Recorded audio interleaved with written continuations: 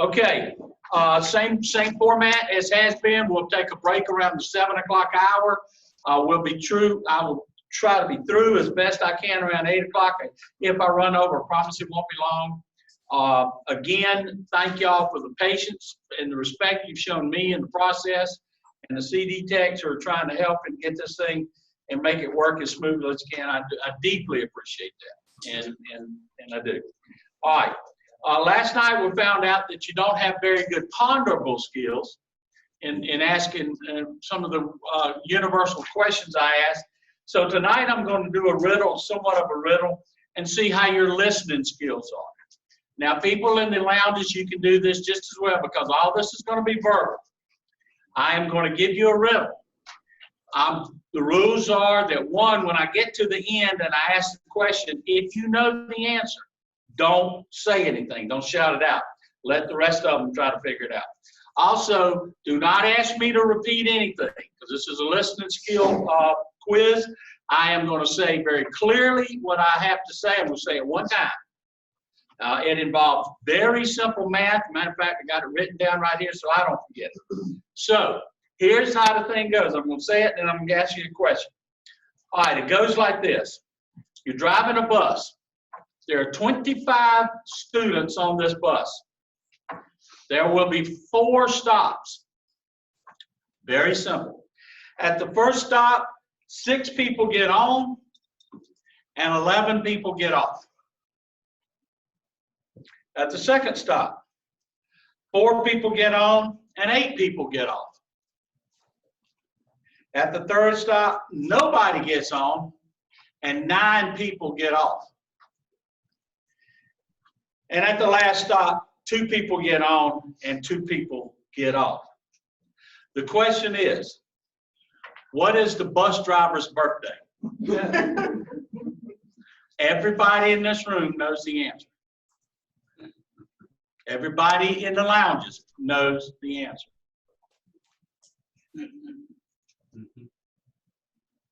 Nobody knows the answer.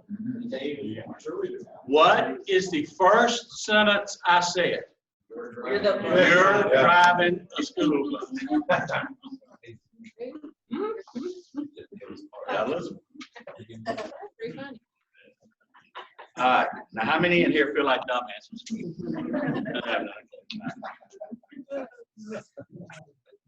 All right, listen to me. Do you see now after 2 weeks, 2 nights of what we tried to do in here? Do you see now what this program demands of you? Do you see now what this program mandates in each and every one of us? It mandates that at all times, with all people, in all situations, now we have to present our true best selves. You're discovering your true best self, and this program says you have to present it at all times. That's how you take on this disease. You cannot take on, this disease thrives on our weaknesses. We've shown that. It thrives on our fears. It thrives on our resentments, our angers, our guilt, our shame. We take this thing on with our strengths. So we show our strengths at all times. It demands of you, I have asked that you to embrace the concept of moral courage. Moral courage, simply. Do the next right thing. Do I have the courage to do what I know is right? Do I have the courage to do that? This is what this program asks you to do. Introspection, look within myself. Who am I really? What defines me? When people see me, what do they really see? When I see me, what do I really see? It demands that we present at all times our best at all times with everybody in every situation. You cannot pick and choose when you're going to be a person of character. You is or you ain't. You cannot be character is not a variable. It is or it isn't. And we're talking about strong principle character. It is that you now embrace a life and present a life of true principle character. Let me tell you 2 things about character you might need to know. We use that word a lot. We're going to talk about definitions tonight. What's the definition of spiritual awakening? A change of character. Let's understand 2 things about character. First of all, your reputation is out of your hands. People can and people will talk about you any way they want to. There is nothing you can do about that. I don't care how good a person you are. I don't care how morally strong you are. There are just some people out there who cannot and will not and don't like to see the best in other people because it scares them. They know that they can't ever be that. So they try to take you down. Let me tell you a life rule. People will always try to destroy what they cannot be. And when they see you and how you are and successful you are, some people might try to take you down. They might say things. There's nothing you can do about that. But do you know what's untouchable in a person? What is golden in a person? Is their character. So my question to you is, why would you spend one heartbeat of your life thinking about, worrying about, being concerned about what other people say or do and think about you when there's nothing you can do about that? What other people think about me is none of my business, and not spend every heartbeat you have in improving and enhancing and strengthening your character? Our program says to practice it in all our affairs. So that's what this program mandates us to do. You will never be, and I'm going to tell you something, I know how this is going to sound, but please bear with me and listen to me. This is a curveball. You will never be normal again.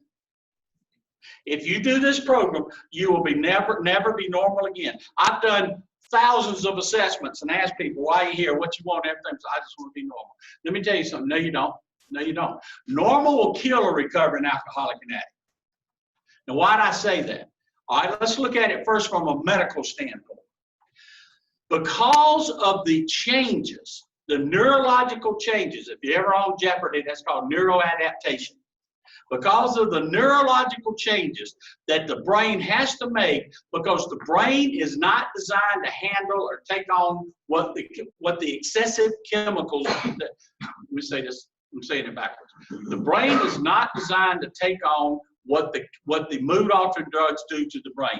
They release chemicals, they flood their receptor sites and synapse, and they're not ready, they're just not prepared to take that on. So the brain has to make changes. As a consequence, the most normal and the most natural thing for any alcoholic and addict to do is to drink and drug. And if you don't believe me, think about the last time you got good and pissed off, or good and angry, or good and sad, or whatever it was. What's the first thing that flew through your brain, through your mind, 1,000,000 miles an hour? Take a drink, get high, smoke. That's the law. So you don't want that normalcy. You don't want that. Let me tell you why we'll never be normal again. You're asked to practice spiritual principles in all your affairs. You're asked to do a moral inventory. We talked about that last night. We're going to talk about amends tonight. We're going to talk about carrying the message to others. When you get out of here, and if you can, go to the mall, go to the first big place you can go to, stop the first 20 adults that you run into, and say, have you made your amends? Did you do your moral inventory?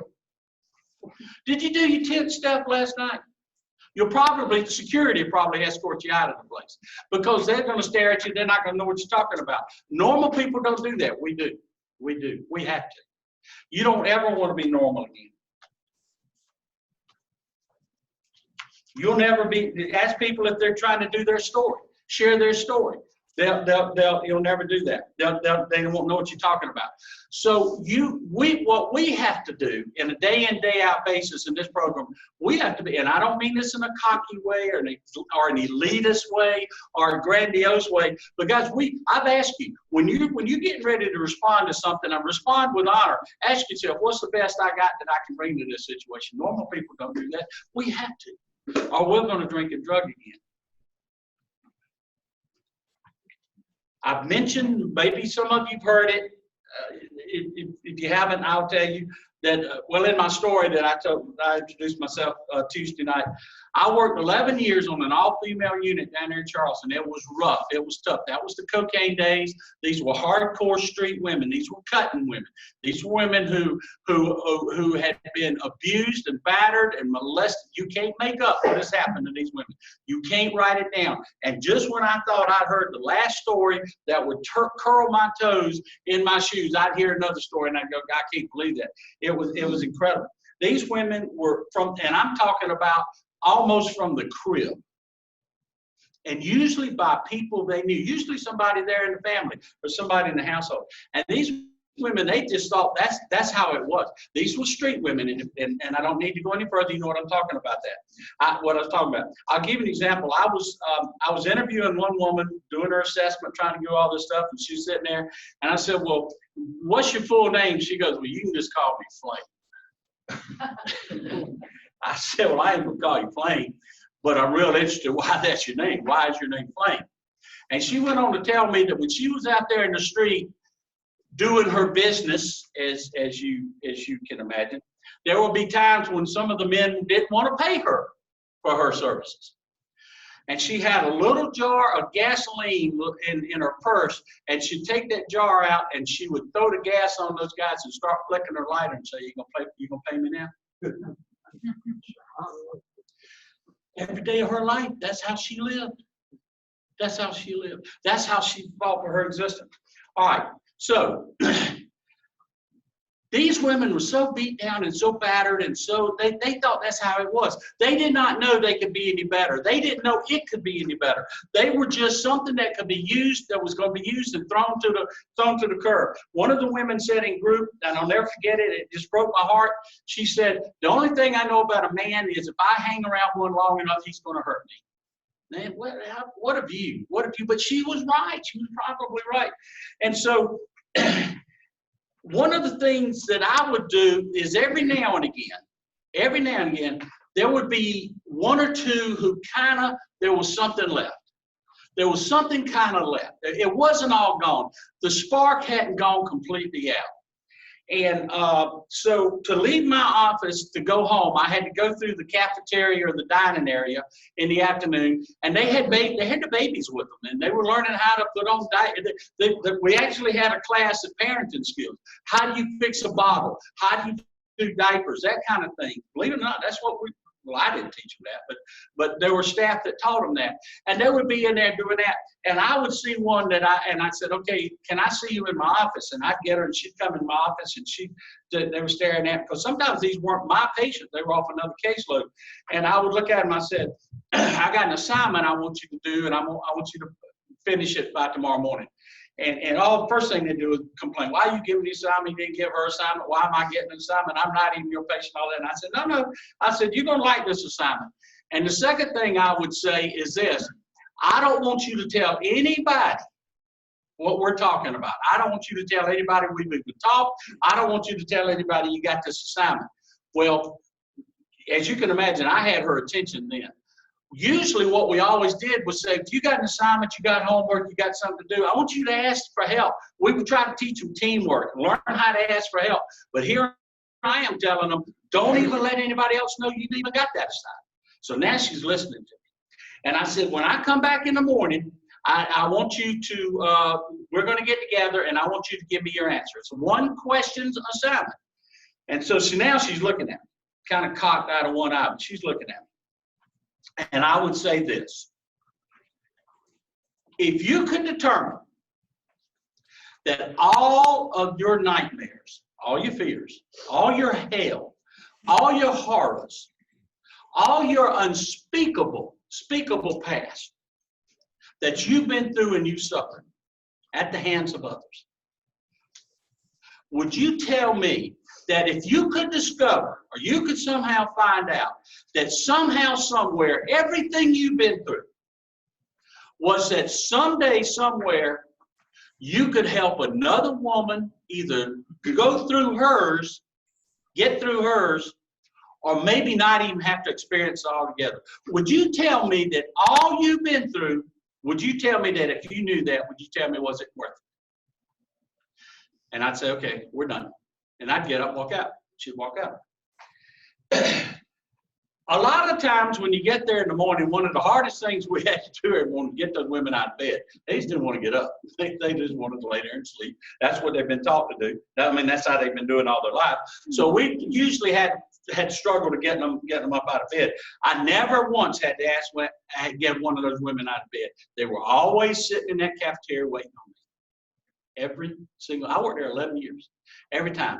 So I say, all right, come in my office, let's talk about this.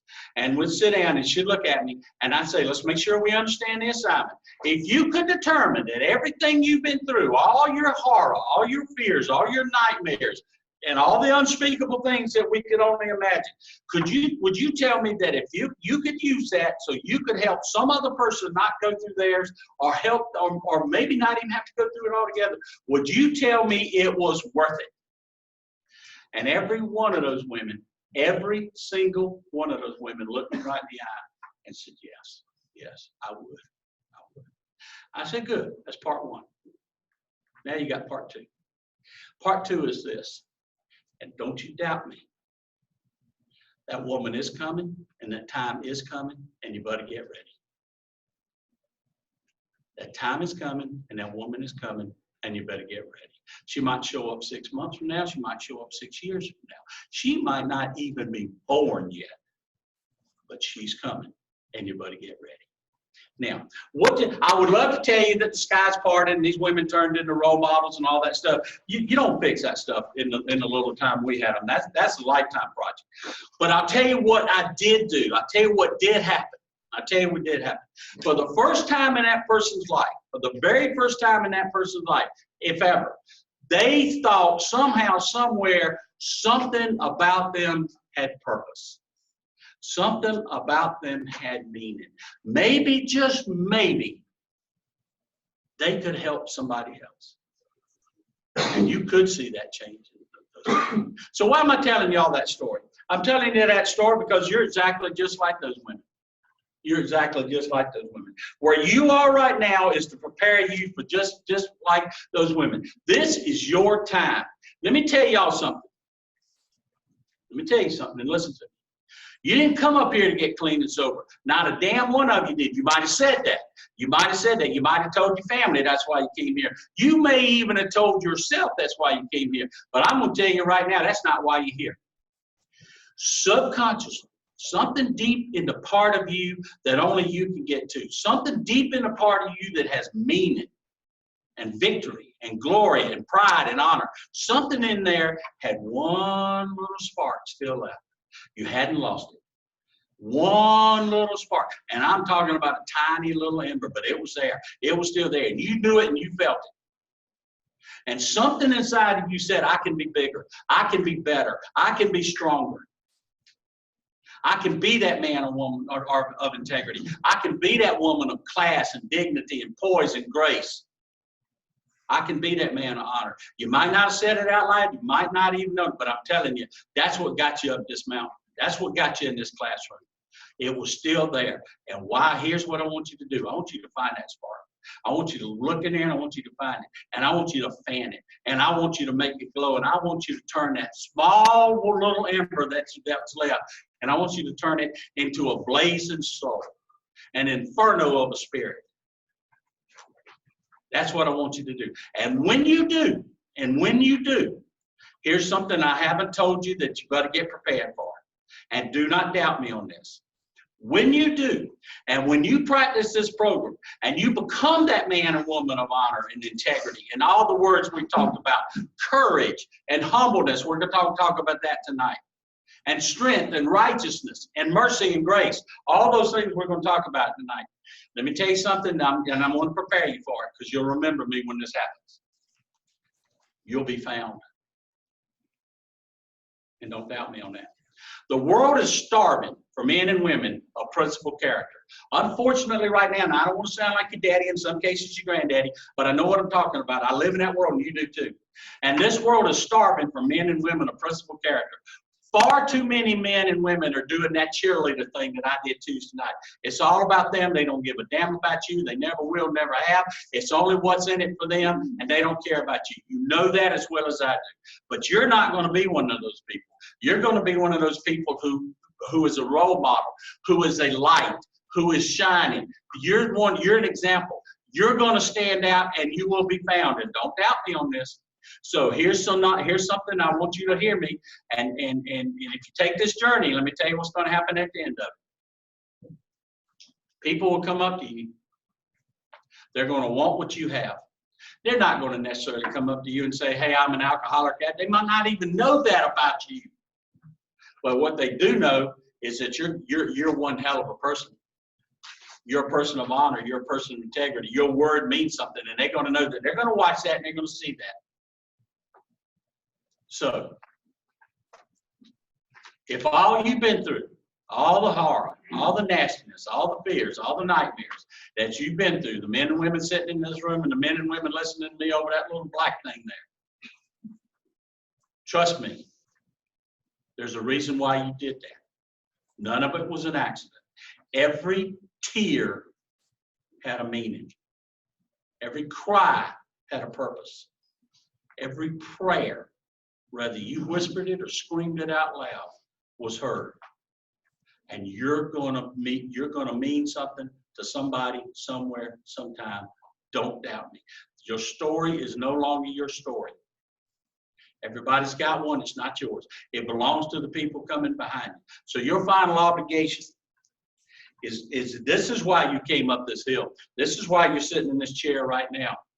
So you can get better, so somewhere, sometime, somewhere else, someone else gets better. I ask you people Tuesday night, your recovery better have purpose. Your recovery have meaning. I just gave you what the purpose and the meaning is. It might be a total stranger, it might be your own children.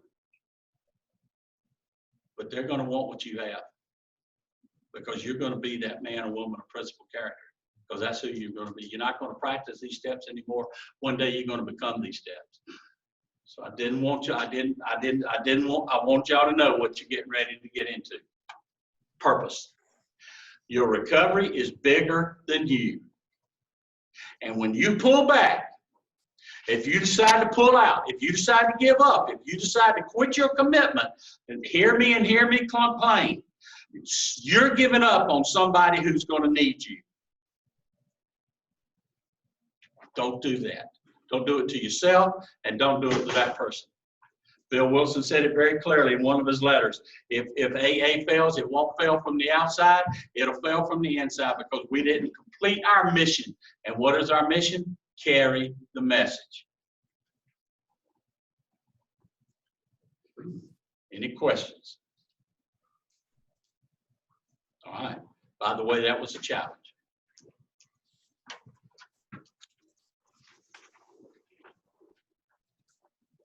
Please work. I love it when shit works.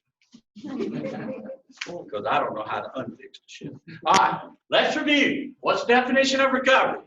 Making changes. Everybody all at one time. What kind of changes are we talking about? Changes up here, changes here, changes in where you live, changes in the entire belief system. Maybe even establishing a belief system for the first time. What's the definition of relapse? Return to old behaviors. And we're going to look at step 10 tonight at Flint. That'll help you understand how to make that not happen to you. All right. Spirituality. The many definitions of spirituality, the one that we work off of for the purposes of this presentation is what spirituality is measured by how you treat other people. And see how one of the things I just tell you how you will treat other people. You might be the reason. Somebody told me one time, very early in my recovery, I was talking about some of the people I saw in some of these meetings, and I'd go to a lot of meetings around there, and people were always, as soon as I walked through the door, people introduced themselves to me, and that always impressed me, and people were very nice to me. And somebody said, you know what? You go to an AA. I said, why do you do that? I think that's great. And he said, when you go to an AA meeting, you might be the only big book anybody ever reads. And I thought, well, yeah, that might be. So, how you treat other people. What are principles? Morals. I'll go with that. I would, if I were, who was that? If I were Alex, I wouldn't, Trebek, I wouldn't buzz you. I'd give you that one. But the definition we're working off, fundamental truths that when practiced, that define the person guide the person using them, and when practiced, honor the person. Who was that? Oh, I wish I'd give you a cookie. I had extra cookie. And the definition of a spiritual awakening? Change character. It's your job to determine what character defects need to be changed. Principles of, so who wants to jump on that? Step one, honesty and acceptance. Step two, step three, faith and or trust. 4, courage. 5, integrity. All right, 2 themes mentioned in 12 steps. Introspection. There's one of them. That's not, I think if you say introspection to every question, you'll probably get it right. All right, introspection, look within, look within, look within. And the other one is the natural progression of the steps. What you need, the honesty and acceptance we needed in step 1, that's how we get, that moves us to step 2. Honesty and acceptance and hope moves us to faith and trust in step 3. That's why they had to go in order. What is HOW? And the 2 tasks required for this program? Who is that? Damn. Identify and be willing. Identify and be willing. All right. Man, this is good. Let's go to work, shall we? In steps 1 to 5, we read along with you can read that. We honestly, step 1, identify the issues and denials that block our spiritual growth and accept it. Step 1, the fact that on our own we're powerless to take on the strength our disease has. We have found hope. Step 2, that there are larger forces, higher powers that can help us on our journey. We have put our faith and trust, step 3, in those higher powers, and we have asked them to help. With the righteous mind of moral courage, step 4, we have addressed those barriers with effective integrity and have shared all this with someone we trust. Bada bing, bada boom. Does it get any simpler than that? And that's the natural progression. So it's time to move on. Well, just like I told y'all in my 2 stories about the 2 step 5s I did. You move on. You close that book, you put it on the shelf, it's over with. Move on. Like the old farmhouse you seek to remodel, you've identified what you have and what you don't have and what needs to go. The past is the past. Leave it where it is. Quit wishing for a happier past. Close the book, shut the door, do what you have to do to turn away from the darkness, and now we turn toward the light. Don't look back anymore. We're not going there. There's nothing back there you need or you want. Let's go forward. Let's go forward. Square your shoulders, dig your feet in, and hold your head high, because now, with energetic enthusiasm, unyielding courage, and breathless excitement, you're now on the journey of discovery. This is what you prayed for. And don't tell me you didn't. May the brilliance of your future overpower the darkness of your past. I saw that sign somewhere, and I've always liked it. All right, step 6, willingness. There's that word again. There's that word again. The spiritual principle that we're going to practice in step 6 is willingness. This is the step that separates men from the boys, because now this is action. Now you're putting something in the action. By now you've been physically detoxed. The toxins that poison you physically have pretty much been flushed out. With step 6, we start an emotional and spiritual detox and flush out the toxins of your soul. This is truly a call for you to challenge yourself to be as sound principally as you can, or practice moral courage. This is the time that you put moral courage into action. How honest can I be? How committed can I get? How responsible can I be? That's all moral courage. In other words, can I now move from an adolescent mindset and take on a more mature one? What willingness is not? If I had a nickel for every time I had someone tell me I've tried or I'm working on it, I could buy Polk County. You don't try this and you don't work on this. You do it. Recovery is an action verb. You don't wait till you think you got it. You do it. You can't screw this thing up, because if you do fall short or mess up or go left when you should have gone right or zig when you should have zagged, there are people now in your camp that are going to help you, and you're going to ask those people for that help. Why? Because step 2, your program says to ask them, and you're going to have hope that they're going to tell you how to straighten yourself back up. So get in the game. Get in the games. Like I told you, when I told that coach I'll try, I went out there and I got half killed, but I did try. I wasn't going to say, hang around. Let me see what I can do. I'm working on it. If I'm standing on a railroad track and the train's coming 100 miles an hour and you tell me to move, and I say, well, I'm working on it, that's not going to work. It's also sticking with old behaviors and thoughts and habits. What does that represent? Old behaviors, thoughts, and habits. What does that represent? It's relapse. What's the definition of relapse? Old behavior. I'm waiting until I know more about it and understand it better. What's that represent? Lack of commitment. I don't like it. This is hard. What does that represent? Lack of courage. There went your fourth step. The last thing you want to consider in any endeavor you take on, and if it's hard or not, that's the last thing to take. Of course it's hard. The only thing you need to consider when you take on any endeavor is I have a goal, I have a vision, what do I have to do to make sure I get there? What do I have to do to make it happen? Get that damn hard thing, get rid of that. That just tells the brain knows what hard is. Calculus is hard. Physics is hard. This ain't. This is rewarding. So the last thing you want to consider in anything you take on for the rest of you, don't is that if it's hard or not. What willingness is. Willingness is identifying character defects and seeking their removal. Enthusiasm, great another chance for me to get healthy. This is what I prayed for. And I'm not sure, but I'm going to a meeting and I'm going to talk about it. And I encourage you guys to do that. Bring these subjects up. I mentioned this the other night, so I thought I'd throw it in there. Verbs. Recovery, like faith and verb, is like love and faith is an action verb. You do recovery, you walk and show recovery. You do recovery, you walk and show recovery. Dr. Martin Luther King had a great quote. He said, church is a place to go forth. What did Dr. King mean by that? Church is a place to go forth. Go preach it. You learn what you need to learn in the church. Don't preach it. Well, Go preach it. Share it. Walk it. Walk it. Walk it. Get the word, get what you need, get what you can apply, and then go out there and show people.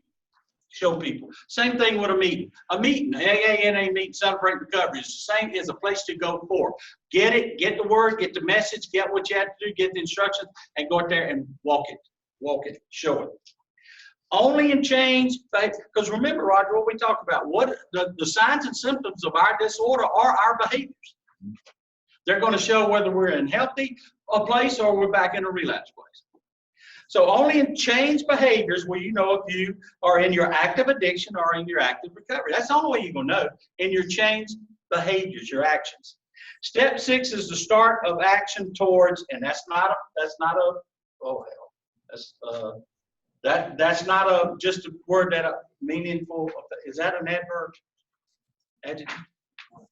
Meaningful. That's not just an adjective I put there because it sounds good. Meaningful changes. Changes that mean something. Changes that show something about you. Okay. 3 things to know about step 6. Now, I don't know if this is a true story or not, but it should be. Do y'all know the difference between a redneck fairy tale and a regular fairy tale? Well, good, because you're getting ready to find out. You know, I worry about some of this stuff I say, and the only thing you remember the whole time you hear is this dumb stuff I say, none of the good stuff I say. All right, a regular fairy tale starts out, once upon a time in a land far away. A redneck fairy tale starts out, you ain't gonna believe this shit.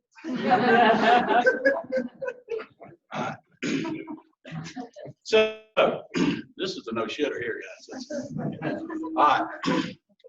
The story goes like this. There was this famous sculptor, and his deal was stallions. He could get these huge blocks of granite bigger than this room, and he could sculpt these stallions out of there, and all the kings and all the princesses and all the very rich people and famous people, they wanted these huge stallions, and they said they were lifelike. You could get like 50 yards away, and you thought the thing was going to run off. The muscle definition and the hair and the mane and the eyes, everything was perfect. And they all wanted them in their palaces and in the museums and everything. They spent an exorbitant amount of money. And somebody walked up to this guy one day and said, how do you do that? How do you create such magnificent art? And he said, well, I take this great big rock and I cut away everything that doesn't look like a horse. All right. I know what I just said. What did I just say? Cut everything that doesn't. But what do you got to do first? What do you got to do first? Get a big rock. Who's that? You got to have a vision. You got to have a vision. Most of us would walk up and see a great big rock. This guy walked up and he saw in that block of granite an amazing animal. a beautiful animal, a powerful steed. And he saw it in there, and it was trapped inside that rock. And he chiseled away everything he could till he could get to that, till he could release that stallion, because he had vision. Guys, that's us. That's us. We're beautiful, amazing, powerful people trapped in something. Trapped in something, trapped in hate, trapped in pain, trapped in shame, trapped in revenge, trapped in resentment, whatever it is, insecurities, whatever it is, but we're trapped in there. And you got to look inside there, and you got to say, I'm in there somewhere, and I'm beautiful, and I'm powerful, and I'm strong, and I want out. And every day, whatever you do chips away. Your actions, your behaviors chip away at that rock until that person comes out. And you got to ask yourself, this thing I'm getting ready to say, this thing I'm getting ready to do, is it going to release me from my trapped stone, or is it going to put stone back on top of me? I've worked so hard to release. Now, why would I put stuff back on there? You got to have, that's that vision I talked about last night. So one thing about if on step 6, you got to have an idea, a vision, what you want this thing to look like. You must create a vision of yourself. How do I want to feel this time next year? What do I need to do better so I and other people can perceive me accurately? What needs to be removed so I can help somebody else? Who do I want to be? This is a question you should be asking yourself 1,000 times if you have to. This question will shape your behaviors, and your behaviors will change you. You remember the law, for every action there's a reaction. What did I say? What's life? Nothing but what? One response after another. That's life. Life is just one response after another. Before you make your next response, I don't care how minute and trivial the thing is or how huge the thing is. Before you utter a sound or move a muscle, I want you to take, because we're not good at this yet. We're not good at this yet. I want you to get good at it. This is how you summon your true best self. This is how you pull that person out of that rock. I want you to say, who do I want to be? I'm going to respond somehow to this thing. Who do I want to be? How do I want it to reflect on me? If the person I love the most were to hear what I'm getting ready to say or see what I'm getting ready to do, would I be okay with that? Tonight when I do my 10th step and I'm going to review my behaviors, am I going to be okay with that? Am I going to be proud of me? Am I going to be proud of me? That's the question you have to ask. And do it and do it and do it and do it until it's automatically. You bring out, every response you bring out does what? It honors you. It honors you. It honors you. Okay. You can alter the state of your world by altering the state of your mind. William James, pretty smart guy. You change the way you think, you change the world. Second thing you need to know about step 2 is we are we're willing to have God remove our higher powers, remove our character defects. Well, let me tell you something. There will be no burning bushes or singing angels flying in your bedroom, popping you on the head with his beautiful finger, and boom, now your character defects are removed. That ain't happening. It don't happen that way. So how do character defects get removed? You will be tested. You're going to have to remove them. And you know how you're going to remove them? You're going to be tested. So you got anger issues and you want that anger removed, and you really want that anger removed because it's blocking you as a barrier that you can be. You know what's getting ready to happen? Everybody and everything that could possibly piss you up is lining up. Piss you off is lining up. You need patience. You want patience. You're not good with patience. Be careful because you ain't getting nothing. You're going to have to wait. All the things. We get tested. We get tested. And do you know why we get tested? Do you know why we get tested? We say, oh, God picking on me. God, why me? Why me and everything? You know, I heard somebody say one time, instead of God, why me? Why don't we say, God, what can I learn from this? I am told that back in the day, the real saints, the real big saints, those guys, when something bad or some adversity come their way, they'd fall to their knees and they'd thank God because they knew they were going to come out stronger. Well, I ain't there. But I do try to take the test. Why the test in front of me? Because I need to take that test. And why are the angels testing me? Because I'm loved. Because you're not being punished. You're being lifted. You're being lifted. You're being elevated. The tests are there for a reason. And you know how you get stronger? You lift the heavier weights. You lift the heavier weights. So that's, if you're willing to have these character defects removed that you have identified willing, Hold on to your, you know what, because the tests are coming, and that's how you're going to get rid of it. That's how you're going to get rid of it. You have identified character defects. This is where the willingness comes in. Are you going to take on the character defects and run and hide and deny? Are you going to step up? Isn't it time to rise to challenges rather than slink away? Do you remember what I said last night in that legacy thing? 10, 20, 30, 40 years from now, when you look back, and you will look back, you will discover that you regret far more what you did not do than anything anybody did to you. And I will tell you, and I'm not trying to pull old rank on y'all or anything, but I'm old enough to know that that's true. I'm old enough to know that that's true. What other people did to me, I can't even remember half of it now. But I remember with crystal clear clarity the times I was called to rise, the times I was called to be a bigger person, and I didn't do it. And I regret it deeply to this day. If I could, in golf terms, if God would give me a mulligan in those places, I'd really like to take that mulligan. But I tell you what, I don't slink away now.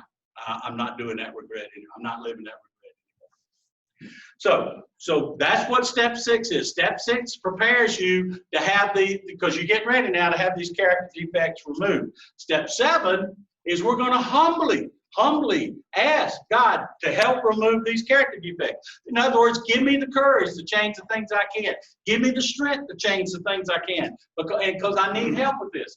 Pride makes you scream out, that's just the way I am. But humility will ask you to say, yes, but is that the way I could be? Remember the definition of hell? Hell is when you die and who you are sees who you could have been. Pride says that's who I could be. Pride is concerned with who is right. Humility is concerned with what is right. Do the right thing. You do the right thing, guys, with a mind that lets go. You don't seek reward. You don't seek praise. You don't want anybody to say, oh, gee, look at Tommy and Betty and Lucy. Aren't they good guys? You don't do that. You do the thing, and then you move on. There is a true story, and I've read this story, and I've heard it referenced several times.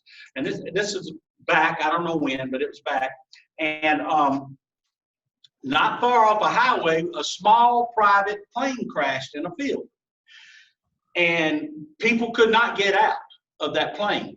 And suddenly the side door got opened up, and the people were able to get out, and several people were dragged out, and they were all laid out in the field, and they're all out there looking around going, how did that happen? Who did that?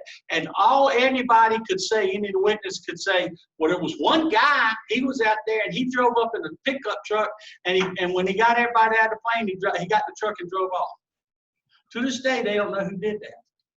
He didn't hang around and ask for people for reward or praise and everything. He knew what had to be done. He did it, and he went on. That's an extreme example, but that's what we have to do. What's the reward for doing the right thing? Haven't done it.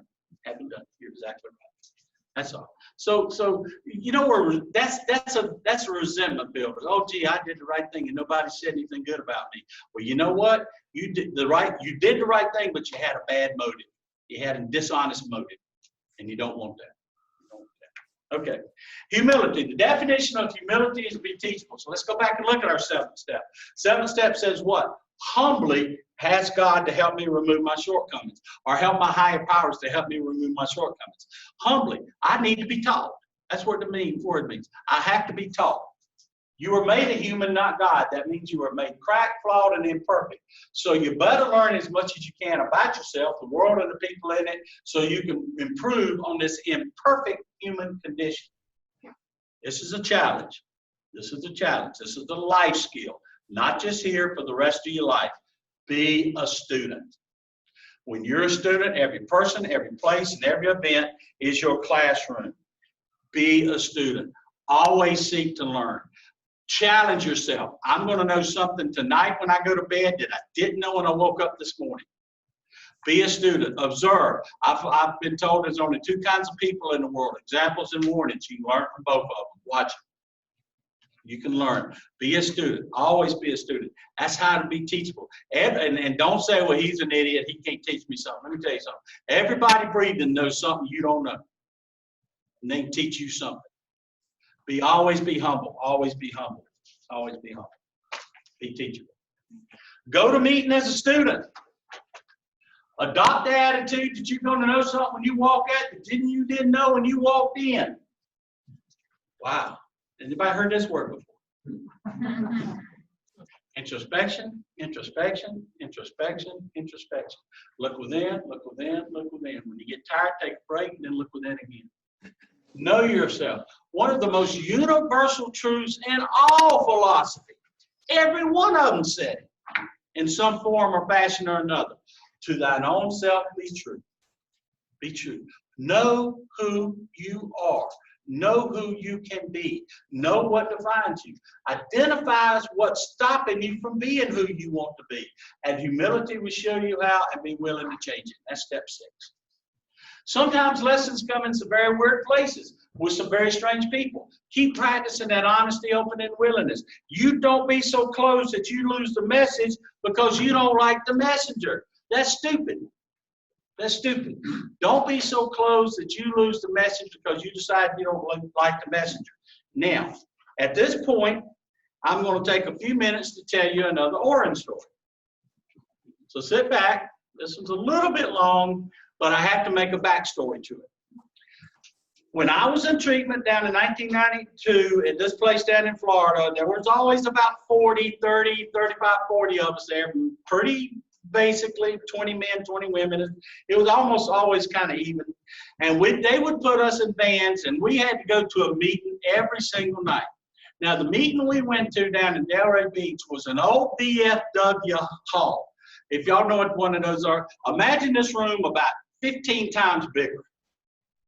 And it had all those long tables, you know, we're talking about, that you spread out and everything, and all the chairs there and everything. And at any given time, there'd be 150, 170 people at that thing. It was truly a meat market. It was loud. You couldn't see in there. You couldn't hear in there. Now, I'm going to say something. I'm not. If you're a smoker, I'm not busting you because you're a smoker. I'm allergic to smoke. I've never been able to smoke. I can't be around it. My mom and daddy smoked. I had asthma. I've got sinus problems to this day because of it. My eyes run. My nose, I get stuffed up. I get all clogged head. So I'm not. I have a very strong and I guess emotional and certain physical reaction to cigarette smoke. I don't like being around it. Well, you could smoke in meetings back then. Now think about that. You got about 150, 175 recovering alcoholics in one room. And I'm telling you, you couldn't see from me to you with that smoke. It was thick. It was great. And they had all these tables spread out. And let's make the room like it is. And here's the front where the chairperson sat and whoever wanted to sit there, where they handed out the chips and everything. And you had the whole big room here. And back in that corner was this small little kitchen area with 3 or 4 of these great big coffee urns. And outside of that was the men's bathroom, the ladies' bathroom. And outside of that was outside. And at any given time, you got 40, 50 people out there smoking cigarettes, drinking coffee, and they're talking. And you can't hear shit. You can't hear nothing in there. You can't hear anybody talk. You can't see from me to you. And over here in the corner, I got to stay here so they can see me. Over here in this corner, in this great big hall, there's this one little table with about 5 chairs. And that's the non-smoking section. Let me tell you something. When you're in a room like that, that non-smoking section is like having a non-pissing section in a swimming pool. That might be, but it's getting in there.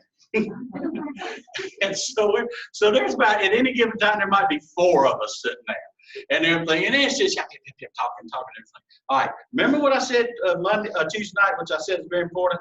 I did not want to drink again. I did not want to drink again. I did not want to drink again. I didn't want to drink again. Period. And these people were telling me that this meeting I'm going to, where I can't hear nothing but everybody chattering, I can't see nothing because of everybody the smoke, I'm choking to death because of it. This is going to save me. But nobody can tell me how. And plus, I had my anger. I had my anger. I had livid, furious, right there on the surface anger. I was ready to pop at any given time because I didn't like where I was and didn't like anything. And I had one hell of an attitude. Okay.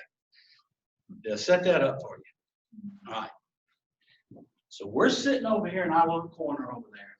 Everybody's talking, yep, yep, yep, yep, yep. You can't see, you can't breathe.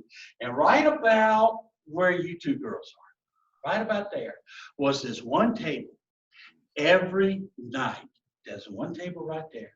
And there was 5 of these beat up old biddies.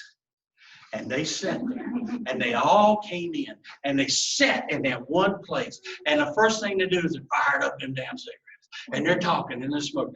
And they had 3 or 4 ashtrays in front of them, looked like teepees, the smoke coming up out of them, everything like that.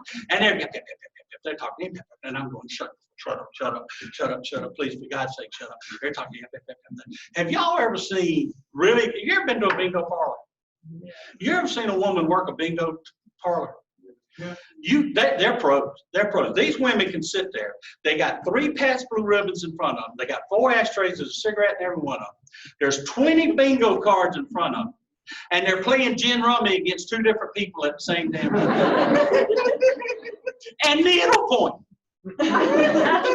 And that's what these women were doing. Yeah. All right. Now, if you don't think that wasn't bad enough, there was one woman that especially had me on fire, and not the way you think. I wanted that woman to explode. I wanted lightning to hit that woman. I couldn't bear the thought of that woman because she especially talked, she especially was loud, she especially chain smoked, and she always had her, she was about 5'10", she was about this damn big around, she had a neck about that long, and she had big hair all up in a bun like this, kind of like you and everything like that. And she talked like that. Now, let me tell you what I noticed also about this one. There was a time in my life when I was single. There was also a time in my life when I thought I was single.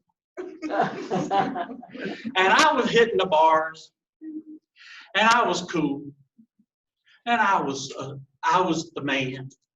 I wasn't just the cheese. Hell, I was the old damn macaroni. I would go to these bars, and the more I drank, the better looking I got, the handsomer I got, my jokes got good, and I could dance. But you know, I had to quit dancing when I was drinking. Why'd I have to quit that? Too many people were stepping on my hands. So I'd go to the bars, and I'm hitting all these women and everything, and I'm thinking I'm cool, and which one of them wants to go home with me, you know, that kind of thing. Here's what I learned. Here's the woman that you stay away from because they're whack jobs. I'm going to look over here for a second. Women that have bracelets from here to here and about 5 rings on each finger is a whack job. Stay away from that woman. She had rings, she had bracelets, and she had all her bony arm up and then bracelets with the ball down to here. And oh God, I hate this woman.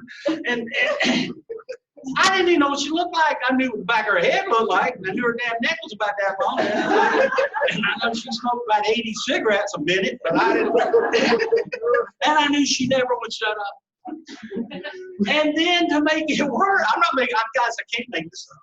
Then to make it worse, somewhere, somehow in that meeting, this damn bony ass woman would raise her hand, and then bracelets would fall down, and the whole room would moan, and they'd call on her, and she would turn the meeting into her own personal speaker meeting. She wouldn't shut up. And I'm sitting there.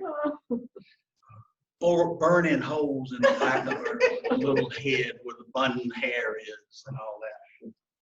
And I'm thinking, if I walked over, maybe, would anybody see me? If I just jerked the chair out, would I be able to do that with nobody seeing me? Every night. All right. I had decided that AA not only was not going to save my life, AA was not the miracle I needed. I kept hearing, you need a miracle, you need a miracle, you need a miracle. And I believe that. I believe that the impossible had to happen for me. But I made my mind up that when I had an opportunity, I was never going to another AA meeting again as long as I lived. I wasn't going to ride by a church where they were having a damn AA. I'd ride around the thing. But I was never, ever again going to an AA meeting because it was BS. I didn't understand it. If this is what's going to save my life, thank you. You can have another one. I'm not doing it. I am 9 out of 10 toes out of there. I want you to listen carefully to what happened next, and this is true. She raised her arm. They called on her, and she started speaking. And I'm sitting back there with the other 2 or 3 of us, and I am furious, and I'm livid, and all of my rage and all of my anger was directed at this woman. And she did something she had never done before in her ever. Whatever it is she was talking about, this woman turned around, and she looked me right in the eye. I'm not making this up. And she said, and wouldn't it be a bitch if you quit 5 minutes before your miracle happens? And she turned around and she kept talking. And I thought somebody had thrown a bucket of ice water on me. I knew something had happened, but I didn't know what. And it froze me. And I listened, and I listened, and I don't really can tell you what happened the rest of that meeting. I just know I was single, living down there by myself, and I remember I got in my car and I went home, and I couldn't get that out of my head. What if you quit 5 minutes before this miracle happens? And that's the night I said, I still don't understand it. I still don't like it. I still don't want to go to that damn meeting. But I ain't going to quit. Because I want my miracle. I deserve my miracle. And I do believe that it's coming. So on behalf of that woman, who I still don't know what her name is, that's a long time ago, don't really recall what she looked like except for the back of her head, I say to y'all, what if you quit 5 minutes before your miracle happens? And there's a miracle for every one of you. Every friggin' one of you has your miracle, and it's coming your way. And you cannot, you just keep plugging, you stay the course, you stay committed, and I promise you, it will one day, those doors will open, and you'll walk through them, and you'll be tall, and you'll be proud, and you'll be free. And that's a true story. It was right at 7, so let's come back to 10 after 7. Do you see now the progression, the natural progression of how these characteristics feed into each other, and also the vital need? And every one of these steps ask you again to look within, look within. They don't. Eventually, you will get to the point, and I don't mean to say this in a mean way or an uncaring way, because I know there's a lot of pain in these rooms. I know there's a lot of pain in these rooms, but you will eventually get to a point where what anybody has ever done to you is really not going to matter that much. It's really, how can I be bigger and better? How can I survive it? How can I make that work for me? How can I make that make me stronger? How can I be better because of that? Be bigger than what happened to me. So that was step 7 with the humility. And step 7 is one of my favorite steps. And we get into step 8, where step 8 talks about justice and brotherly love. Again, it's important that we understand what these words mean, and we're going to look at justice here at Lent. Now, get this quote from Bill Wilson. In many cases, we shall find that though the harm we have done to others has not been great, the emotional harm we have done to ourselves is. The emotional harm we've done to ourselves is. And again, our responses have corroded our spirit, have violated our code, have ruptured and prostituted our values and morals. So we have to fix that. And amend, let's go look at amend from Latin, and I'm not even going to try to say that if we got any Latin people in here. But amend means to go back and make it right.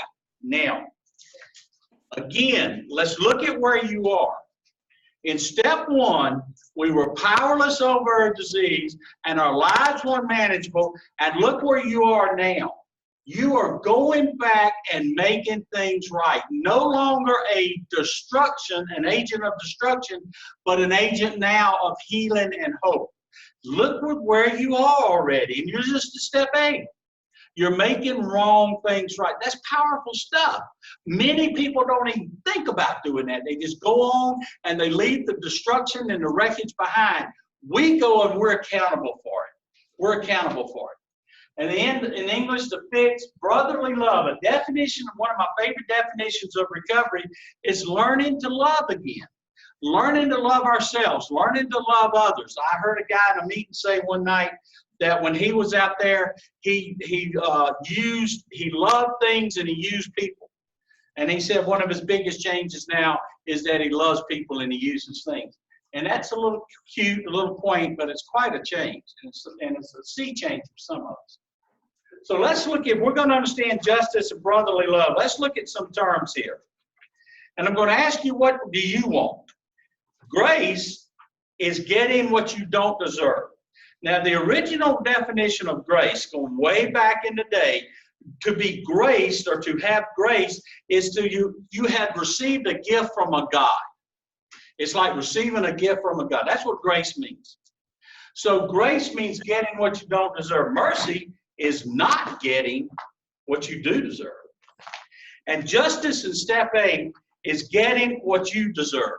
What you deserve is a chance to make things right, and what other people deserve is you made it right by them. And that's justice.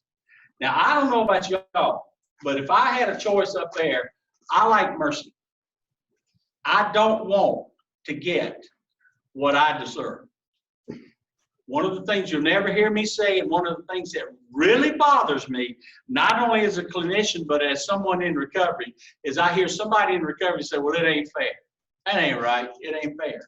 Well, let me ask you something. Do you think you were fair? And now you want fairness? You think you were right, and now you want things to be right? I'm very, very happy to get every day I get. Matter of fact, one of the first things I say in my morning prayers is thank you for this day, because I know I don't deserve it. And so, guys, try to live in a world of mercy and gratitude. Mercy and gratitude. Because we have been given new life. We have been given another chance. We have been given a chance to create a new legacy. We have been given a chance to make wrong things right. Step 8 is a bold and beautiful, brave move from a position of one who is harmed to one who now is a healer. From a person of fear to one of what? Moral courage, because now you're doing the next right thing. Now you're doing the next right thing. And the next right thing at this point is to start making amends. Identifying those amends you need to be made and make them. You can now stop hiding and join the world as an equal. Bill Wilson even says it is the beginning of the end of isolation from our fellows in God. Now we're coming out. Now we're coming out. One of the side effects that I don't know how much people in this room might need it, but some people have really just absolutely over the years lost the ability, the capacity, or even the know-how of how to be in a room full of people, how to be around people, how to talk to people, how to shake hands, how to look at them, carry on a normal conversation. They've been so holed up and so isolated for so many years. One of the beautiful things about an AA meeting is you get a chance to sit around and talk to people. Be a part of it. Commune. Be a part of commune. Communicate. So, step 9 is self-discipline and good judgment. And that's important. Self-discipline and good judgment. What is self-discipline? Well, self-discipline, again, do the next right thing. Do the next right thing. Discipline gets a bad rap. And you know why discipline gets a bad rap? When people hear the word discipline, when people like us hear the word discipline, we freak. We don't like that. You know why? I'll tell you why. Because we're still working off an adolescent mindset. And the adolescent mindset, when mom and daddy said we couldn't play in the street, all we heard is you don't want me to have fun. When mom and daddy said you can't stick that fork in that hole in the wall there, all we heard is, oh, you're telling me what we can't do. All they were trying to do is discipline us. Discipline keeps you alive. Discipline's a beautiful word. Because once you discipline yourself, you're not telling yourself what you can't do. Once you become a disciplined person, you can do anything you want to. But the child in us hears that word and we revolt. I would ask that you change that. I would ask that you change that and embrace discipline. If you do what you're supposed to do, you take care of what your daily obligations and chores are, you can do anything you want to. Discipline is a freeing act. So we become self-disciplined. And good judgment, and that's huge. I've told you, and I've told you, and I've told you, check your motives, check your motives, check your motives. Why? One is because we're working off a wounded brain that right now just really still sometimes can't assimilate the information we need to assimilate, make good, healthy decisions that need to be made. Maybe we need to have other people help us. But now this brain is starting to heal. Now this brain is starting to heal. And maybe now, because you're making good judgment, and what is these good judgment? You're making decisions. What are these decisions based on? Principled character. They're made there, and when exercised, when presented, what do? They honor the person doing it. See, now you're making better judgment. You're making better calls. You're making healthier decisions about yourself and for others. Now you're actually thinking outside the box. Now you're actually thinking about other people instead of just yourself. And so by this time, what step 8 tells us to do, because on the surface it's about making amends, but in a broader sense, it's about just making good, healthy decisions. What is good judgment? A careful sense of timing, courage, and prudence. So what is prudence? The decisions based on wisdom and principles. That's crazy. Y'all can say it. Damn, you're good, Oren. That's great. Boy, I never thought about it that way. Boy, that just falls right into place. This is recovery in full bore action, and recovery is an action verb. Half measures avail us nothing. 99% equals 0%. All right, now, so these amends are these things we're going to do. These decisions that we're going to make. Let's make sure we understand what an amend is. Make an amends or an apology is just that and nothing more. It is not an excuse. It is not a rationalization or an explanation. And you aren't asking someone to do anything like, please, will you forgive me? What you're doing is you're walking up to somebody and that you have wronged somehow, and I don't care if it was 10 years ago, because you want to clean your plate, you want to get that over with, and you walk up to that person, and as a tall, proud, courageous woman and man of integrity, there are your principles. You look that person in the eye and you say, I was wrong, and I'm truly sorry. If you got to pay the bill, you pay the bill. I had to write 2 checks, 2 pretty doggone good checks, but I wrote them, not bragging. Not bragging, just telling you. I knew that I owed people money, and I paid them. And now I never had to worry about that again. Never had to worry about that again. And I had an awful lot of people I had to apologize to. Yes, sir. So some of our step studies we've gone through said you don't necessarily have to say you're sorry, because one of us has said we're sorry so many times, it doesn't mean shit. Well, then you're probably right. You're probably right. Yeah. You said I've done you wrong, and I've done you wrong. I regret that. You know, how can I make it right? Yeah. But what the main point of, and you probably got a good point there. I'm sorry, they've heard it so many times. But the main thing is, and I say this later on, you have to do it. You have to go up and you have to do that. Now, look at this next page here. Now, here's what I want you guys to think about, because we're talking about changes. We're talking about making changes. Think of the courage, the power you gain in doing this. You've discovered that you now have the honesty, courage, hope, and integrity to walk someone you have harmed, look them in the eye, and without flinching say, perhaps not I am sorry, but I did you wrong. I truly regret my actions. So let me ask you something. How is it possible to feel guilty and shame if you're courageous and willing enough to do this? If you're that tall, if you're that proud, if you have that much integrity and that much courage and that much honesty, how can you possibly feel down and less than? Let me tell you something. You want step 8, 9. You want the power that comes with that. You want the honor, self-respect, and pride that comes with that. You want that feeling. And some of the most powerful stories I have ever heard in my many, many AA meetings in my life is, one, the story of the people who have made the apologies or made the amends, and also hear from story from people who have been on the receiving end of those and how it humbled them and how proud it made them. Let me tell y'all something. I apologize to my ex-wife. I would rather have licked a wet dog than apologize to that woman. But I did. And I argued with my sponsor. You talk about resemblance, and I had anger, and I had all that, and I'm writing that check every month, and I'm talking, and I had all this, and my sponsor said, until you apologize, you'll never be well, you'll never be well. And I would say, yeah, but she did this, and she did that, and I ain't gonna apologize till she said it, and everything. He said, it doesn't matter, and he was right. It doesn't matter if her stack is a mile high. If my stack is just this high, for that stack I'm responsible. You have to apologize. You must apologize. And I did, and I did. And again, it was free, and the whole thing didn't last 15 seconds, 20 seconds. I wasn't gonna make a big issue out of it. But I meant it. I did mean it. And I mean it because I did do some wrong things. And I did say some things that were wrong. And I did disrespect her and say disrespectful things over, especially during the divorce time and all that. But I wanted that book closed too. I wanted that book closed too. Guys, you got to remember, I didn't want to drink again. And if somebody said, if you don't do this, you do that, you might drink again, I took a long look at it. Because I said, well, I don't want that. So I did it. So it can be done. It can be done. And it's a cute little funny story perhaps, but I'll tell you. And I did not want to do that. I can tell you that. But again, it was incredibly free. Incredibly. So some final thoughts on step 8 and 9. Never even thinking about making your amends until first you and your sponsor feel you have a firm grasp and a working understanding of steps 1 through 7.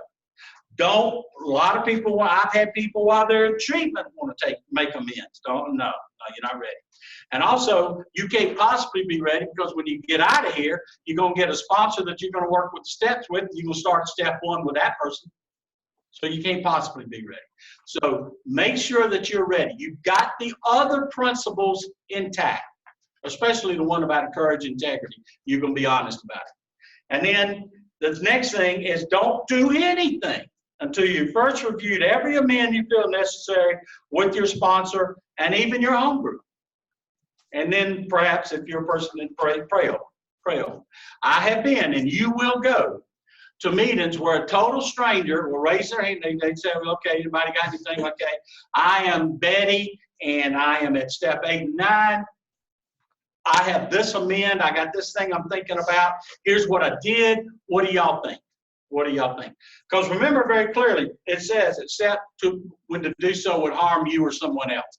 There's some people out there that have gone on, they've just gone on, and they don't need you. Quite frankly, they just don't need you. They don't need to see you. They don't need to hear from you.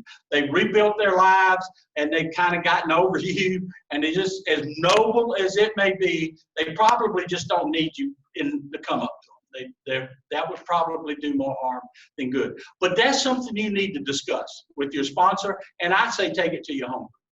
And you get, you think about it. You get a room full of people like this sitting around talking about it. You can get some good feedback. You're gonna get some good information and help you with that decision. So don't do anything until you've discussed it. And then when you can't make an amend because it may cause harm, you make what's called a living amend. And that means you have repented and from those past ways, are constructing a new way of living, and you ain't ever going to do that crap again. Let's understand the word repent. Repent is a two-part word. Repent means I have recognized the errors of my ways, and I'm changing them. And don't make amends until you're changing. Until you're the better person. Until you're the better person. All right. And finally, they do not have to accept your apologies and amends, but you must offer them. Period. Courageous. Courageous, of course it is. Willing, sure. Identify, of course. Bold, yes. But it's incredibly powerful. It makes you an incredibly powerful person. And you get you're sweeping all that crap out of the way. All right. Step 10. Step 10 is brilliant. I love step 10. So simple, so brilliant. Every night, take a personal inventory, and when wrong, admit it. Promptly admit it. Promptly admit it. What are the principles there? Perseverance and open-mindedness. Open-mindedness. Bill Wilson said, this is not an overnight matter. It should continue for a lifetime. Yes, it should. This is something you should do every day of your life for the rest of your life. I do. You can do it while you're brushing your teeth. You can do it while you're putting on your bedclothes, whatever to sleep in. You don't have to make, if you want, I have done it. I've gone out, and if I've had a day I really thought was a little bit rough, I've gone out by myself in the yard or sat on a bench outside or something and did some reflection. But most of the time, I mean, literally, while I'm getting ready to go to bed, how'd I do today? Did I keep my commitments? Was I truthful at all times? So how did I do today?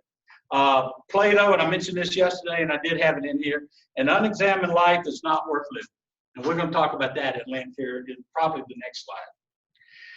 Having so considered our day, we can truly thank God for the blessings we have received and sleep in good conscience. All right, so why is step 10 so brief? What's going on there? Step 10.1 is action. You are putting your program in action. This is a program that you're living, and it's a part of your everyday life. You're following directions from your doctor, and you're taking your meds. There's your prescription.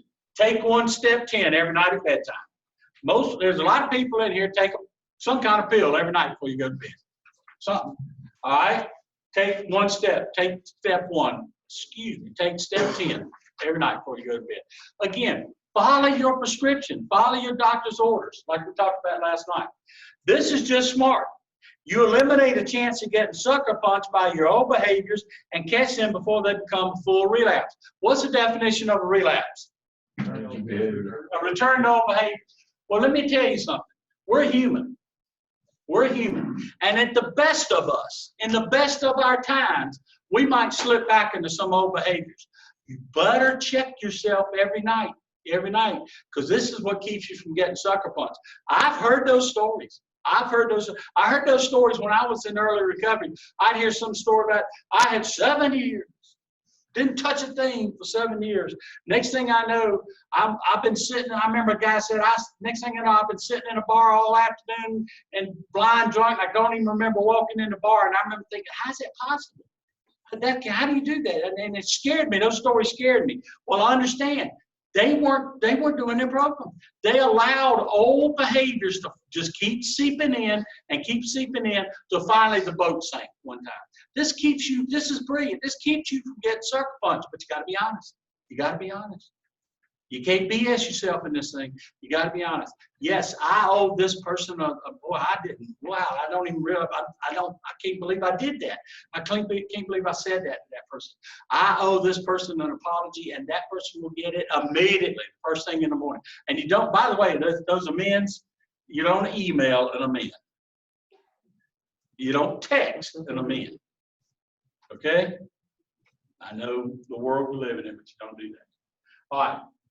The next one, this is just spiritual growth. You're culling out what doesn't work and you're practicing things that do. Think about an inventory. Think that you own a shoe store. You take an inventory of the shoes. Here are all the shoes that aren't making me any money. They got to go. They're costing me money. I got to get rid of them. But boy, here's some shoes over here. I'm selling as fast as I can get on the shelf. I need to order more of them. How are you going to know what shoes are costing you money, what shoes are making you money if you don't do the inventory? And it's the same thing with us. How do you know what's getting you closer to your goal, to your vision, and pulling you back against your vision if you're not checking that out? This is no-brainer stuff. So just do that. It doesn't cost anything. It's free. You pay for it. It does say to look for your wrongs, but it's perfectly okay. In fact, encourage that you count your victories, collect your trophies that represent the positive changes you have made. And in recovery, there are no small victories. They all count. How do you increase your self-esteem? You do esteemable things. You need to recognize that. You need to recognize that. What's the most important meeting you'll ever go to? The one you don't want to go to. So you go. You didn't want to. You didn't want to. You had 1,000 excuses not to, but you did it anyway. Man, that's a victory. When you do your inventory that night, say, look here, I didn't want to go, but I went anyway. That's power. I did it. I broke through old behaviors. And I show new behavior. All those things. I had a chance to make fun of somebody today. I had a chance to do this, and I didn't do it because that's not who I am anymore. That's a victory. And let me tell you something, guys, in recovery, there are no small victories. There are no small trophies. You collect them all. That's how we know that's how your self-esteem and your inner peace and your pride and self-respect builds up. You just daily recognize, I'm doing better. I'm doing better. I am a woman of honor. I am a man of integrity. I showed courage today. I did something I absolutely didn't want to do, but it was the right thing to do, and I did it. You earned that. You need to do that. Step 10 helps you do that. This builds confidence, pride, and honor, self-esteem, and it powers up your hope. Seeing yourself as you want to be is the key to spiritual growth. You must look inside of yourself to do that. I do not know who said that, but I believe it. All right, so in this introspection, let's look at a couple of words here. And again, the building the self-esteem. This is just a little kind of an aside test. Does everybody know what the word, if you're from Spartanburg, it's ignorant? The rest of the word is ignorant. Does everybody know what that word means? Yeah. What? Don't know something. You don't have the information. That's all. You're not a dumbass. You just don't have the information. What's the word intelligent mean? Smart. You do it. No, that makes you smart. You just got the information. Ignorant, you ain't got the information. Intelligent, you do. That's why the FBI and CIA, those things are called intelligence agencies. They gather information. All right. So let me ask you. Here's to find out if you're ignorant or intelligent. Have you ever questioned or challenged? This is a challenge, by the way.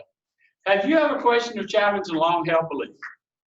Have you ever questioned the origin, functions, and meanings of your beliefs? Or even had a desire to do so?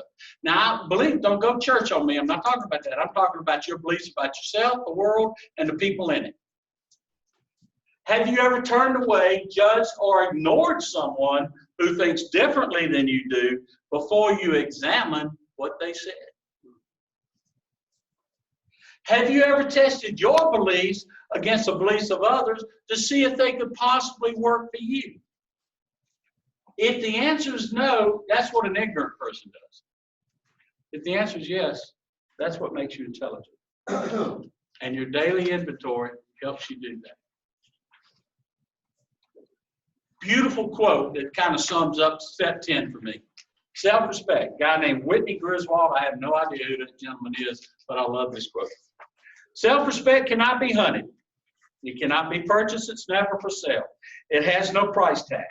It comes to us when we're alone, in quiet moments, in quiet places, doing our step 10, when we suddenly realize, knowing the good we have done it, knowing the right we served it, knowing the truth we spoke it. Think about that. How many of us went to bed with blazing guilty conscience? Could not sleep, on fire with guilt. I know what I'm talking about. Sometimes I drank just to drown the guilt, just so I could possibly get sleep. Think about how you sleep when you know the right, knowing the good you've done it, knowing the right you served it, and knowing the truth you spoke it. That's a sweet place to be. All right, step 11. Moving right along now, awareness. You take a step, your prescription, take a step 10 every night. Step 11, take a step 11 every morning. And awareness. Awareness is now I am wide open. I know what I need to do. I'm asking, I'm looking, I'm hearing, I'm hearing things. Let me tell y'all something.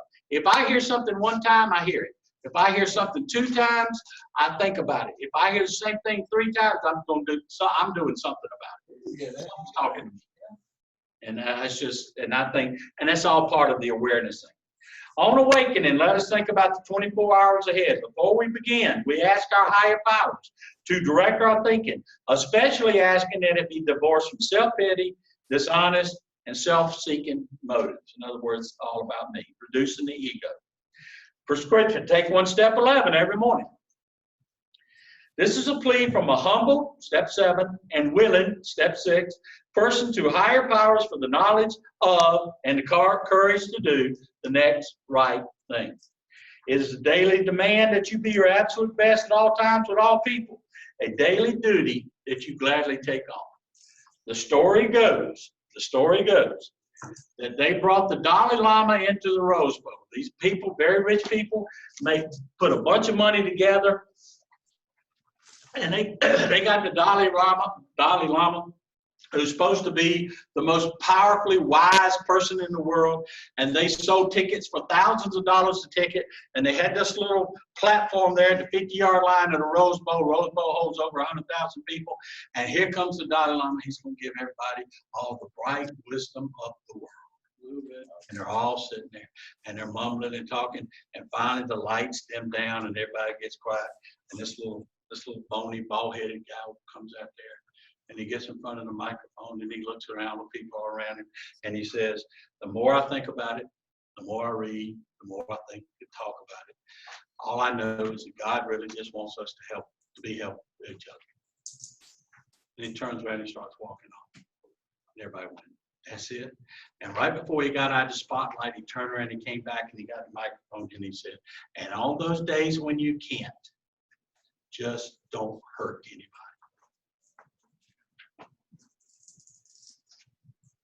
That's us. Some days we're not all touchy-feely. Some days we're not the best. Some days we just don't want to be around that person. I will tell you, I'll give you a little counselor inside scoop here. Every one of us do what we do because we love it, but some days I just ain't interested. Some days I ain't got it. Some days I just woke up, and some days I got my own stuff going on. And there are just some days that in my career, and thank God there ain't been that many, but there have been some, well, I just didn't think I could do anything for you. That's the day I have to make sure I don't hurt you either. So guys, one of the most cowardly acts that I know of, one of the most chicken you-know-what acts that I know of, is when we hurt somebody simply because we're hurt. We don't ever do that again, guys. That's not us. We're helpers. We're healers. So on those days that we just don't have it, just make sure you don't hurt somebody. That's all part of being aware of who you are. It is an experiencing of your newfound maturity. Now again, if anybody ever gets on Jeopardy, let me give you the clinical definition of maturity. A time in a person's life when they can and will make healthy decisions for themselves. Now look what we're doing now. Now we're at a time, because of the wounded brain that's healing, because of our spiritual growth, now we're making healthy decisions for ourselves. Now we're moving out of the adolescent mindset into the adult mature mindset. And these healthy decisions will strengthen your moral code, increase your self-esteem, instill confidence, and bring inner peace, and again, offer hope. If they are based on the principles that have come before step 11. And this is just a little ditty that I found somewhere that helps me decide how, if I'm going to act or if I'm going to say something. It's called check it. This is how you check your motives. I've said it over and over again, check your motives. This is how. Think. Before you say anything, is it true? Is it helpful? Is it interesting or inspiring? Is it necessary? Or is it kind? And if it ain't any of those, keep your mouth shut. Okay? I want to go back to that word kind. Again, just trying to share as much as I can. Everybody you know is fighting some battle you don't know anything about. Always be kind. Always be kind. His will for us. I don't know. Let's look at his will. That's what we're seeking. What is his will for us? Long term? I don't know. That will be revealed in time. But I bet you I know what I meant for everyone in this room right now. I bet you I know for a fact for what is meant for all of us right now. And that's for us to be happy, joyous, and free one day at a time, or you wouldn't be up here. I bet I know that. I bet I know what our higher powers, my higher powers daily goal for me is to be happy, joyous, and free one day at a time. Alcoholism and addiction is for slavery. Recovery is freedom. To know personal freedom is one of mankind's strongest needs. So for today and only for today, it is vital that I practice in all of my affairs my spiritual principles so I get that daily reprieve from my alcoholism and grow a spiritually fit man of principled character and be free. One day at a time, I can do that. The longer picture, that'll be revealed. And now step 12. Having had a spiritual awakening as a result of these steps, what is the spiritual awakening? Change character. Change character. For those who aren't smart enough to cheat, it's right there in the next line. From hopelessness to hope, from sadness to joy, from judgmental to understanding, from resentment to forgiveness. Let's come at that judgmental to understanding. What's dumber than one alcoholic judging another? What's more hypocritical? What's stupider? Try understanding. You want to be judged? I don't. So don't judge anybody else. From resentment to forgiveness, from dishonesty to integrity, from contempt, how about that, to respect? I love the definition of respect. Respect is what you use that keeps you from harming what you should value. Respect is what stops you from, respect for somebody or something is what stops you from harming something that you should value. From slavery to freedom, from powerlessness to absolute power. No wonder you sometimes hear an alcoholic say, addict say that they're grateful recovering alcoholic or they were blessed with being an alcoholic. Because look at the changes, look at the change of character. So we're told to carry this message. Well, how do we carry this message? Through service. No longer self-seeking, but being of service to others. It is realizing that I can be of service to others and knowing that being a part of the solution after so many years as being the source of the problem just feels pretty damn good. I like not being the problem anymore. Everybody in this room has a story, but that story does not belong to you. It belongs to the still suffering alcoholic and addict that's coming in behind you. I think we've talked about that tonight. That's why you have that story. To not share the message of your story is to betray it, and it cheapens what you have accomplished. Now, I love this quote that I found one time, and I'll say it, and then I'm going to tell you why we're talking about that. The world cares little of what your faith is. The world only cares what it is your faith makes you do. Now, I remember in my early recovery when I was struggling mightily with my faith and my concept of God and higher power. This was quite an illuminating statement that I heard. It helped me understand faith. That faith, my faith had to be shown. It was an action verb. And so, just like the world only doesn't care what your faith is, it only cares what your faith makes you do. So it is with your recovery. So it is your recovery. Nobody in this room has a family member or a loved one that cares that you're sitting here tonight. Nobody in any of the rooms, they don't care. They don't care. They don't care, and they're not going to ask you about it when you get home. What they want to know is, when this man or this woman comes home, what am I going to see? This thing called recovery, what's it going to make them do? Is my home safe? Are my children safe? Am I safe? That's all they want to do. That's all they want to do. Are you changed? Have you changed? And are you that person that was a source of so much trouble? What message does your recovery bring? All they want to do is see a changed person. Practice these principles. That's what it means to be working a program. If somebody says they're working a program, what they're saying is, I am practicing the principles. That's what working a program means. Doesn't necessarily mean you're going to meetings. Doesn't necessarily mean you got a sponsor. Working a program means you are practicing the principles in all of your affairs, with all people, at all places, at all times. And again, I've said that. You don't get to pick and choose. It is in the practicing of these principles that you will one day become a person of strong principled character. You will one day know moral courage and show it in all you do. It will define you, and you will never be normal again. And that's how I started this thing tonight. This is why you'll never be normal again. And you don't want to be normal again. Love and service. Carl Jung said alcoholism is the perfect metaphor for man's thirst for completeness. Love and service are the principles of step 12. The goal in working these 12 steps of character development is that we have become close enough to a sense of completeness that we don't need the drink or drug to help us feel whole. In other words, one of the definitions of addiction is an overwhelming desire for an outside fix for an inside problem. We've solved the inside problem now. or at least we're in touch with it and it doesn't rule us, we rule it. I would just like to draw your attention to one more thing. Please notice the progression from step 1 to step 12. You have now made the awe-inspiring life transformation journey from one who was powerless over a fatal disease with an unmanageable and often destructive lifestyle to a person empowered, proud, and spiritually fit. You are now one who no longer wounds but heals and can serve as a positive and life-changing example for someone else. Damn. Who'd have thunk it? I said all that to say this.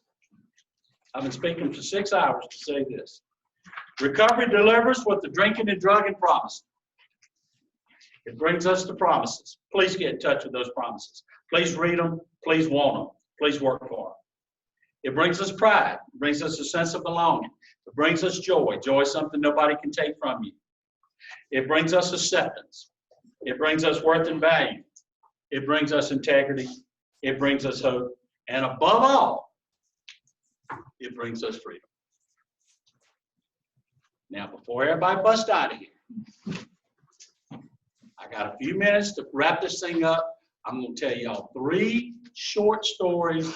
I'm going to tell you why I'm telling you those short stories, and I'm going to wrap them up. So please listen to me.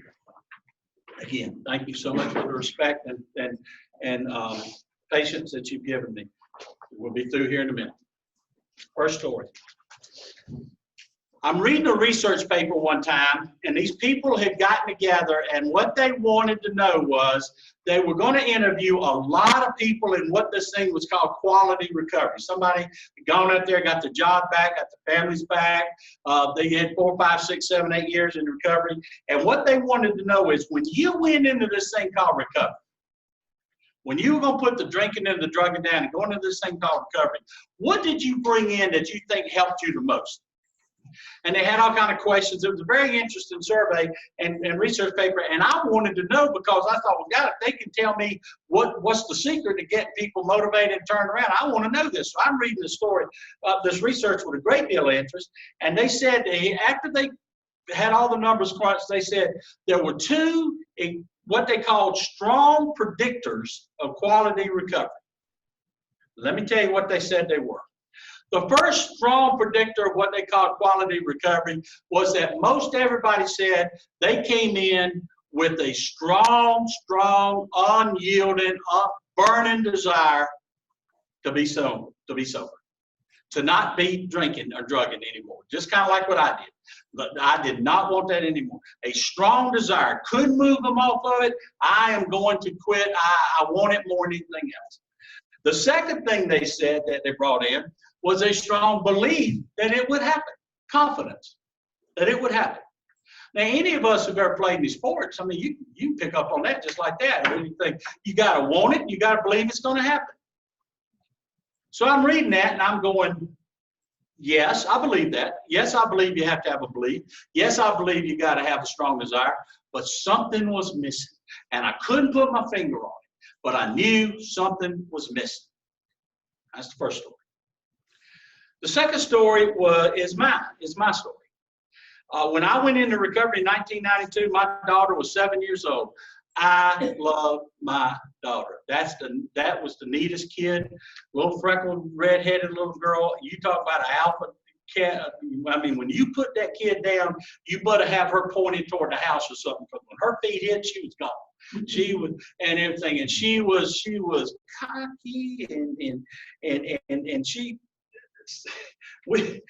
Somebody was singing a Christmas carol, and they were singing Rudolph the Red-Nosed Reindeer, and I wasn't half paying attention, and I don't know, they didn't get the words right or something, and my little 3 or 4 year old kid walked up to that adult.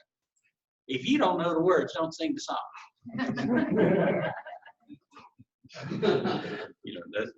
Anyway, just adored that child, and now I've got 2 grandchildren, red-headed grandchildren. So I knew I wasn't a good father. I knew I wasn't being a good father. And I have an older sister who would not get off of my butt. I would get phone calls. I would get letters. You got to stop drinking. You got to get help. You're ruining everything. You lost everything. And I would slam. I love my sister. I love my sister to death. I'd slam the phone down. I'd say nasty things. She would write me a letter with this back for email, and I'd half read it, throw it out there, tear it up, and all this stuff, because I knew what she was saying was right, but I didn't want to hear it. One time she wrote me a letter, and I'm kind of half reading it. And in the middle of a paragraph of that letter, she says, your daughter deserves a better father. And I thought somebody hit me in the stomach.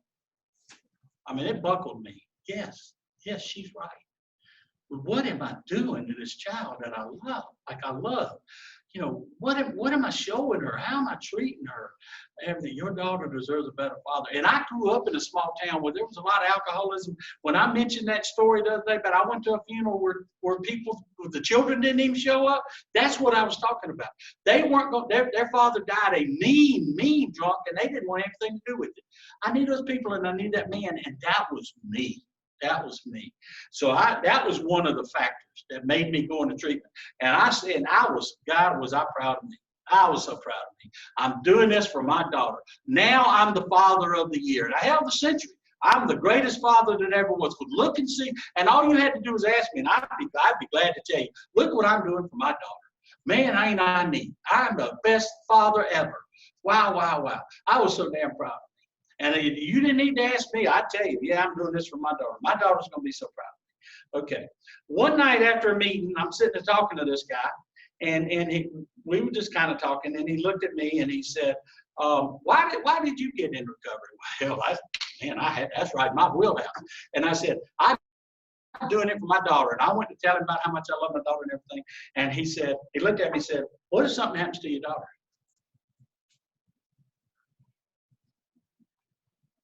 I was very annoyed that I didn't have an answer.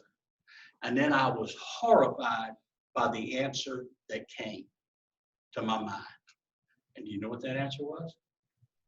Then I can drink it. And it shook me to my core.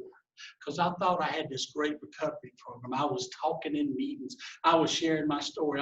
And I thought, God, I realized that all I had was this great big beautiful sandcastle, and the first wave that came in was going to wipe everything out.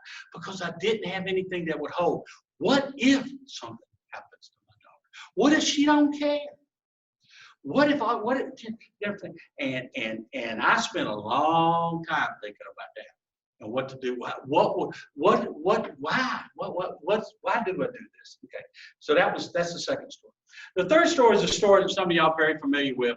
It's about the Holocaust, and Viktor Frankl wrote the book Man's Meaning. What's the book called? Man's Search for Meaning. And Existentialism. Do not ask me to spell that. And basically, it went like this. We all know how horrible the conditions were at the Holocaust. They didn't care. They weren't going to feed you because they'd kill you anyway. They weren't going to give you medicines because they were going to kill you anyway. Any kind of medicine they had to be for the German soldiers. And they before that thing was over with, they killed over 6 million people. That's more people that live in the state of South Carolina. That's how many people they killed. And the conditions were unspeakable. So again, if you think about this room as one of those big camps, and each one of these chairs is a barracks, each one of these chairs, barracks housed like 150, 200 maybe a night, and you slept in rags and barefoot and slept on boards. And every morning they were dragging dead people out. Well, the psychiatrist named Viktor Frankl, he studied. He was a scientist. He was a researcher. So he studied. And what he found out was that he could predict with alarming accuracy, very good accuracy, who was going to die in the night and who wasn't. So what he did was he did a trick. He played kind of a trick on them. So what he would do is he'd go up to the people in his barracks and he'd say,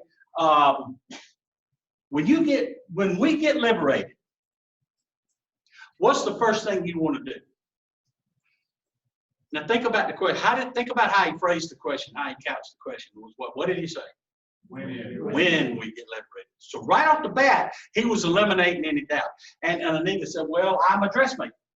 And I want to go back to my shop and I want to make dresses and everything. That's what I want to do.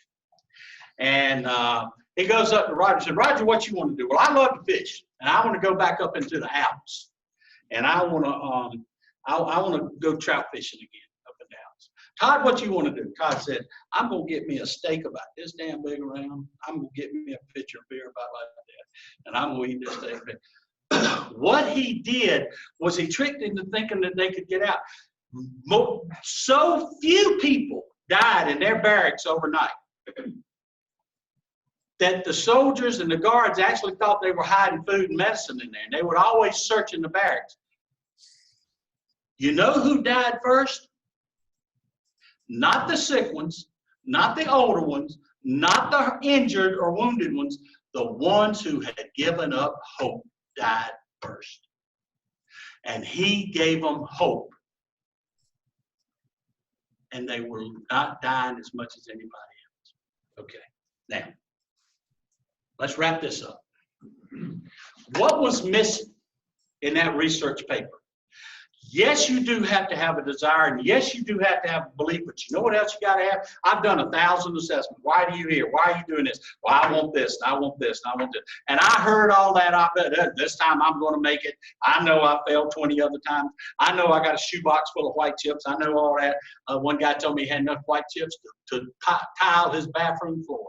I know all that and everything. But what was missing is they didn't have a reason why.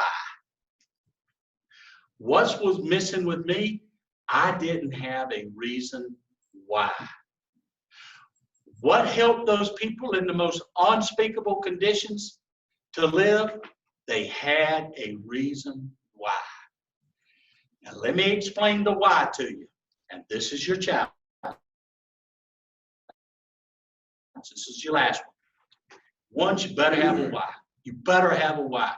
All of this stuff I gave you is all wise and wonderful, and we can all clap and how great a job I did and everything, but it ain't worth a bean if you don't have a reason why you're going to practice these things. We can talk about relapse prevention. We can talk about cravings management. It ain't nothing but a piece of paper if you don't have a reason why you're going to work on that cravings management, why you're going to change the things that need to be changed.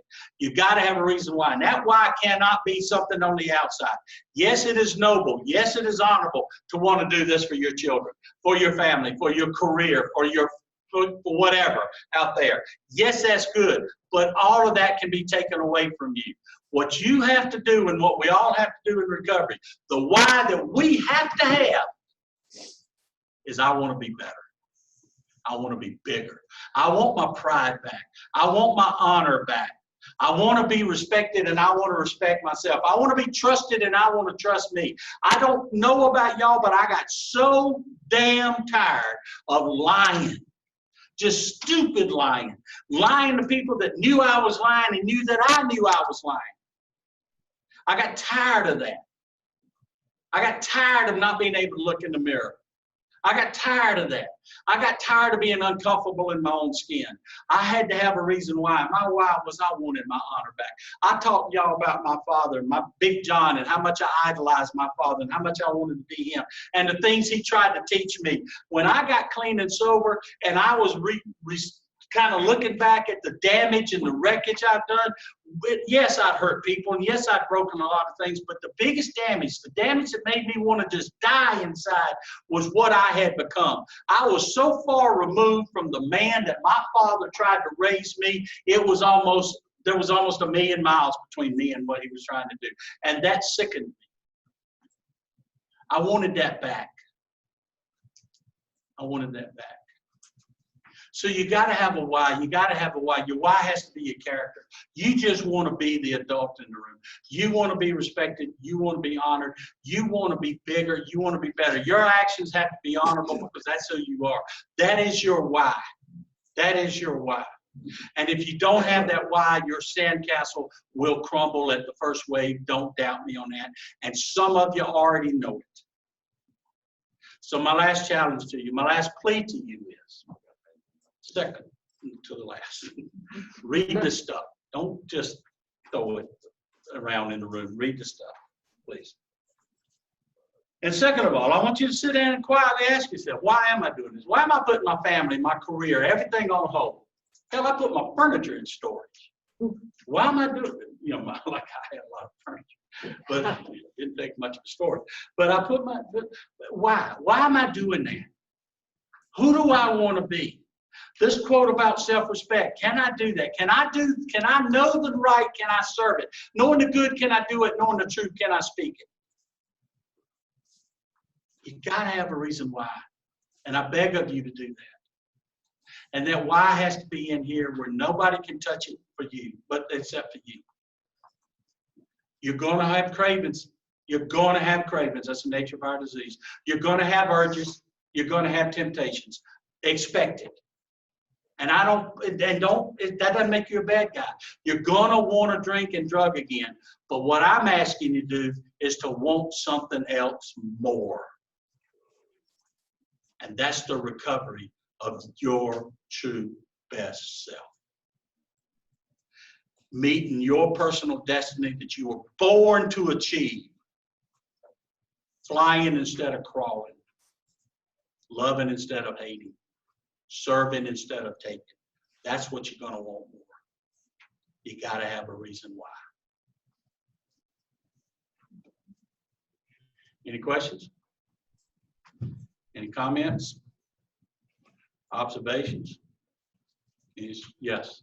I'm reading the book, Man's Search for Me. Yeah. I recommend everybody. I recommend it strongly. Recommend it strongly. Thank you for sharing that. I lost my place. Observations. Any observations? That's how you need rebuttals. I'm going to get to that. That's it. You missed it last night. Did I? Yeah. Well, y'all probably trying to get out of here. Okay, any rebuttals? Thank y'all for the respect. Thank y'all for what you've shown me. I appreciate it. Respecting the process. CDs, thank y'all. Thank the CDs. Godspeed. I love y'all. Thank you very much. Thank you.